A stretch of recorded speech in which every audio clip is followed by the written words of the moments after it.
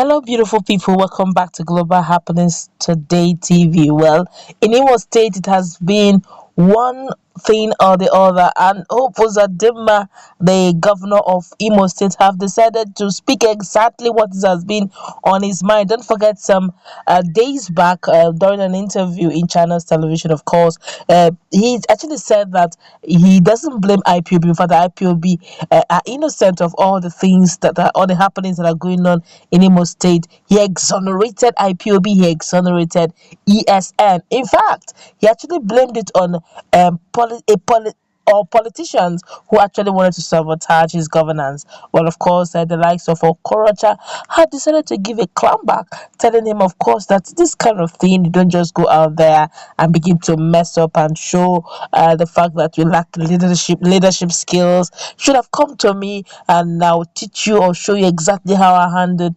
IPOB in my 8 years of experience of being a governor of the same state you are leading right now. Well, or Governor Hope Uzodinma have decided to give him the peace of his mind, and he did not even clear. In fact, he made it very open. It was a case of bass goes everywhere. But before we go to the newspaper to find out what is going on in Imo State, we'd like you to subscribe to our channel if you have not done that already by clicking on the red subscribe button beside it.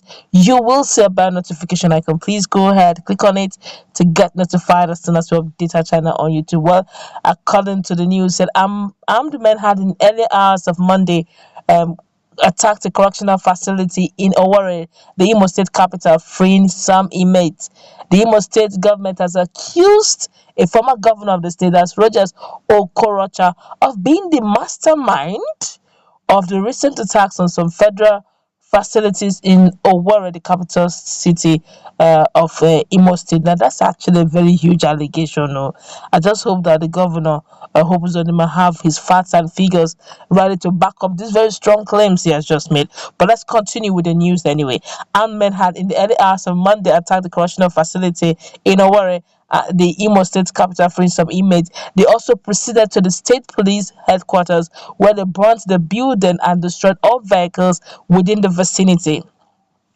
In a statement signed by the clan Emelumba, Commissioner for Information, the government claimed that Okorocha engaged talks whom he had granted amnesty to unleash violence on the state. Emelumba said the aim was to force the Nigerian government to declare a state of emergency in Imo State. And I asked the question, to what end? But let's continue with it anyway. He said his government was also in possession of information on how a special advisor to the former governor procured the thugs, that invaded Owerri that Monday morning. Now, that is a classified information. Let's continue. According to him, the fact that Okorocha sponsored some northern youth who called for the declaration of a state of emergency in Imo State barely hours after the attacks made him a culprit.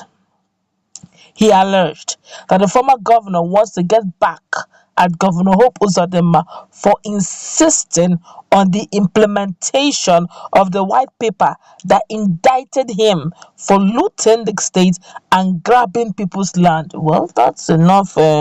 That's enough reason for somebody to want to do anything anyway. Let's continue. Recall that the man had gone to court to stop the commission from sitting. When that failed, he approached Governor Uzodinma to disband the panels.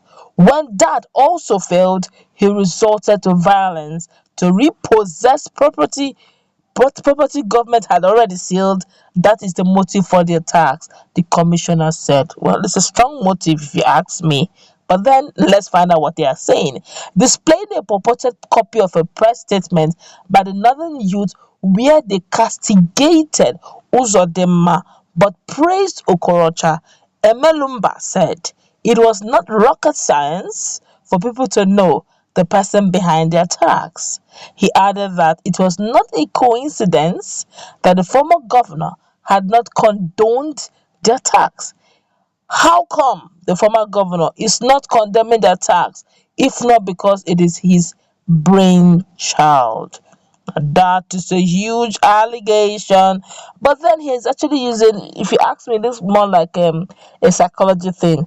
And well, if you want to look at the reasons, there are quite a lot of reasons why that can happen.